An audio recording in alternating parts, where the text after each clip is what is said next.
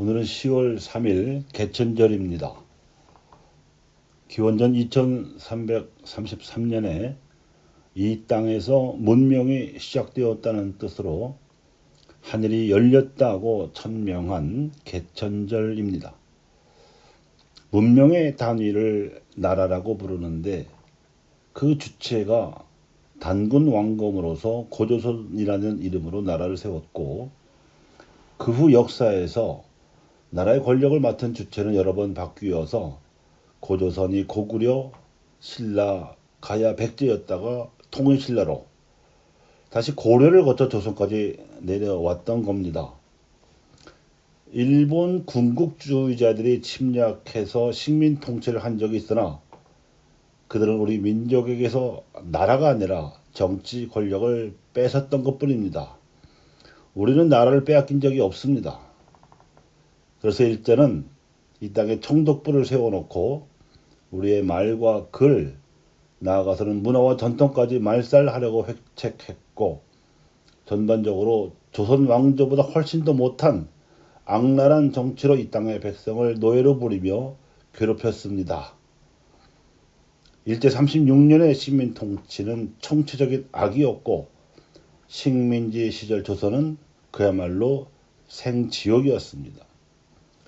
하지만 말과 글, 그리고 문화와 전통을 빼앗기지 않고 지키려던 백성이 있었기 때문에 전쟁에 패망한 일제로부터 우리는 36년 만에 권력을 되찾고 대한민국이라는 이름으로 나라의 이름을 바꾸어서 오늘날에 이르고 있습니다. 지금 우리나라는 과거 어느 시대보다 더 또렷한 민족적 정체성과 성실한 노력으로 국운을 상승시켜서 이미 일본을 따라잡았고, 현재 미국과 유럽 선진국들도 부러워하는 나라를 만들어가고 있습니다.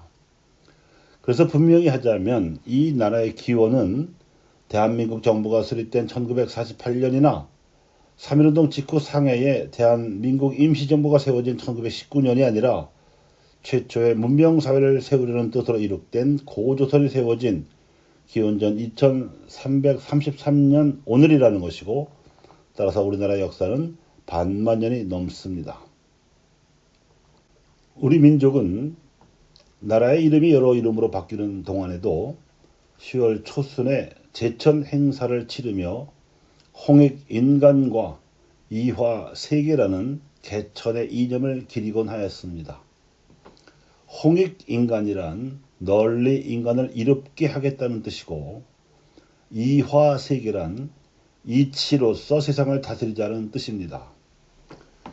우리나라는 이미 5천년 전의 그 옛날에 이렇듯 심오하고 선진적인 정신을 기치로 내걸고 세워진 나라입니다.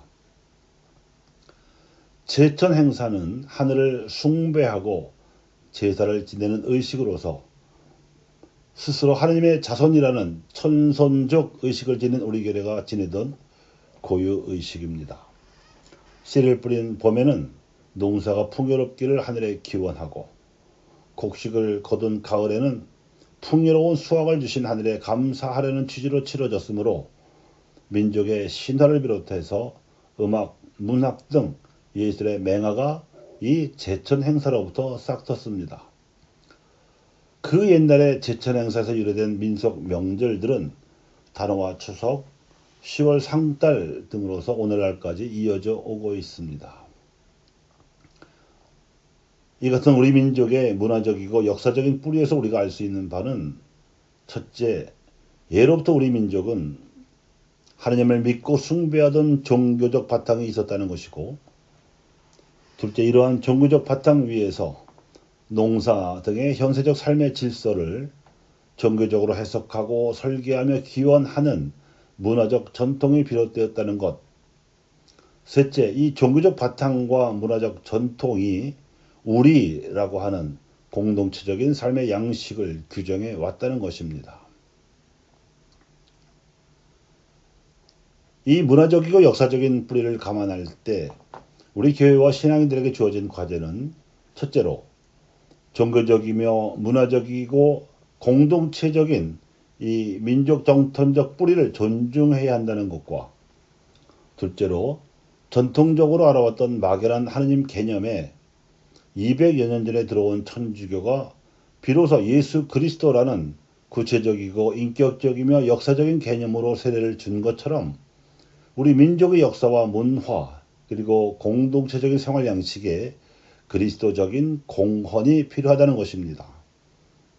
그 공헌은 구체적으로 보면 십자가와 부활의 섭리로 역사와 문화 그리고 공동체적 생활 양식을 승화시키는 일종의 문화적 세례 작업이라고 볼 수 있으며 백년 박해라는 십자가로부터 비로소 부활하는 일이기도 합니다. 우리 민족의 윤리와 정서가 담긴 문화작품 속에는 보편적으로 발견되는 한의 정서와 권선징악 개념이 공통적으로 나타나고 있습니다. 그런데 한의 정서는 십자가의 경험적 범주에 해당하지만 권선징악 개념은 막연한 추상적 기대에 지나지 않으므로 한의 정서를 발생시키는 악의 구조를 실제로도 선의 구조로 바꿀 수 있는 현실적인 지혜가 요청됩니다. 그 지혜가 바로 십자가를 통한 부활의 섭리입니다.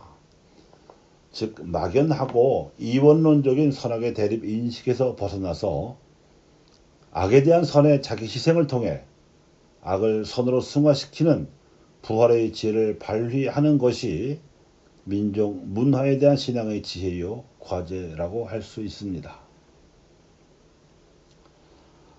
오늘 복음에서도 예수님께서는 제자들에게 너희가 지금 보는 것을 보는 눈은 행복하다고 하셨는데 여기서 그들이 지금 보는 것이란 복음을 선포함으로써 변환된 현실이었습니다.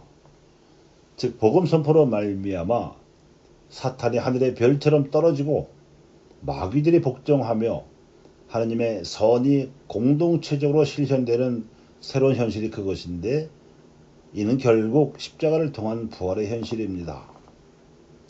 우리 민족도 이 십자가를 통한 부활의 현실을 볼 수 있도록 하는 것이 우리 교회와 신앙인들이 이 땅과 이 나라에 진정한 문명을 이룩하기 위해서 기여할 수 있는 선교적 과제입니다.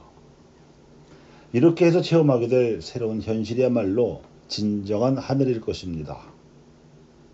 복음이 선포될 때 하늘이 새로이 열리기 때문입니다. 감사합니다.